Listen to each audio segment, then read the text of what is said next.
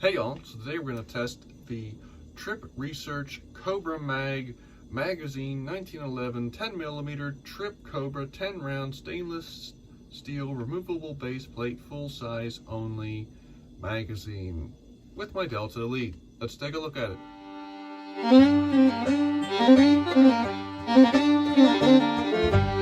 Here we are on the bench, and a couple things I wanted to say. So I'm doing this test with my Colt Delta Elite. It's what I have available to me, so everything I'm saying, most of which, especially functionality, refers to the Delta Elite, not necessarily all 1911s. Your 1911 might like this mag better or worse than my gun does. Secondly, yes, I'm going to use live ammunition. I don't have duds, and this is the ammunition that I tested a mag with, so we're going to practice gun safety. So, looking at the mag, it's a nice looking mag. It does have witness holes on both sides, has a nice base pad here, flared out a little bit, easy to grab, so if the mag was jammed in the gun, you could pull it out pretty easy. Sadly, that's the end of me liking this mag. Unfortunately, it's going to be a pass for me. I'm going to explain why.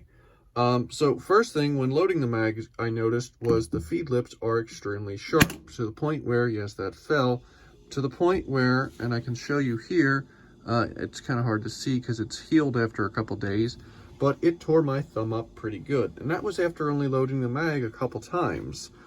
And that was actually one of the things that when you watch or you read some of the reviews online, there were people that mentioned how sharp the feed lips were, and they had to grind them down and smooth them out.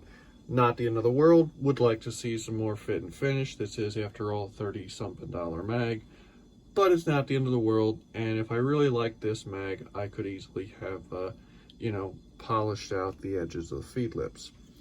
Now, as far as the function of the mag, that's where it really turns into a hard pass for me. So I have 10 rounds loaded up, right? This is the S&B.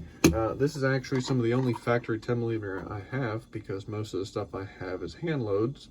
But this is actually some of the ammo that I originally bought when I got this gun. So I know the gun likes it a lot. I shoot it quite well, and I thought it'd be an excellent bullet to test the mag with. So, here's what happened when I took it to the range, right? 10 rounds, insert the mag into the gun.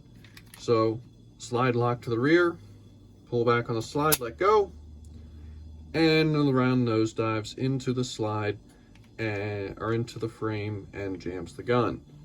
Now, we're going to pull it back, right? We're going to push the round back into the mag all the way, being careful not to slice my fingers, and we're going to try it a different way, right? I'm going to let the slide go forward, insert the mag, and we're going to try and just run it.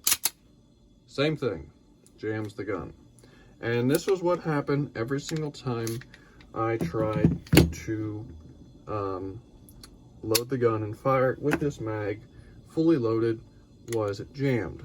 So what I started doing was I downloaded it. Right, I took one out, I started with 9, and it nosedives completely, and you can see there, it's not like it's trying, it just completely nosedives down into the frame.